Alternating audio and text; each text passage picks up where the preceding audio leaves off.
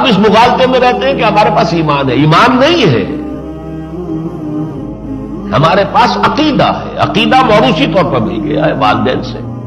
بس عقیدے کی پوٹلی بندھی ہوئی ہمارے دماغ کے کسی حصے میں رکھی ہوئی ہے. ایمان کہتے ہیں یقین، علم الیقین، عین الیقین، حق الیقین.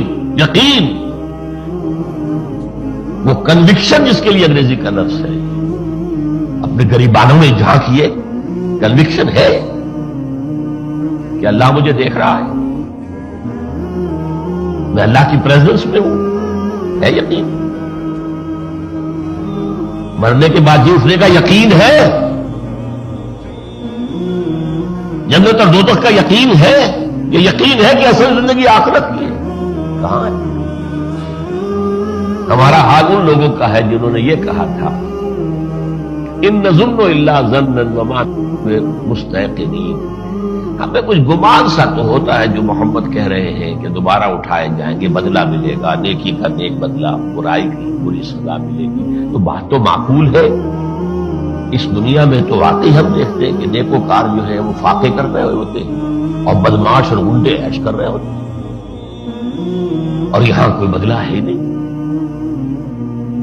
دینا بھی چاہے تو کیا دیں گے؟ ایک بوڑھے آدمی نے ایک نوجوان کو قتل کر دیا. آج کل کیا مشکل ہے، ایک انگلی کی حرکت ہی ہوتی ہے، ٹریگر دبانا ہے، قتل کر دیا.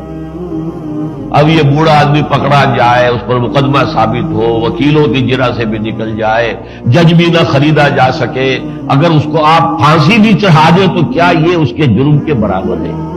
یہ کھا پی چکا، اس کے بچے جوان ہو چکے، یہ مرنے والا خود تھا، قبر پر پاؤں لٹکائے بیٹھا تھا، آج نہیں تو کل جانا ہی تھا، اور وہ جوان مرا ہے، اس کی جوان بیوی جو ہے وہ بیوہ ہوئی ہے، اس کے چھوٹے چھوٹے بچے یتیم ہوئے ہیں. کیا اس کے جرم کے مساوی سزا دی جا سکتی ہے؟ کیا ہٹلر کے جرائم کی سزا دی جا سکتی ہے؟ کیا بش کے جرائم کی سزا دی جا سکے گی؟ تو ایک عالم ہونا چاہیے. بھئی یہ بات تو سمجھ میں آتی ہے، لیکن وما نحن بمستيقنين. یقین نہیں ہوتا، دل ٹھکتا، اور یقین تو بات نہیں بنتی.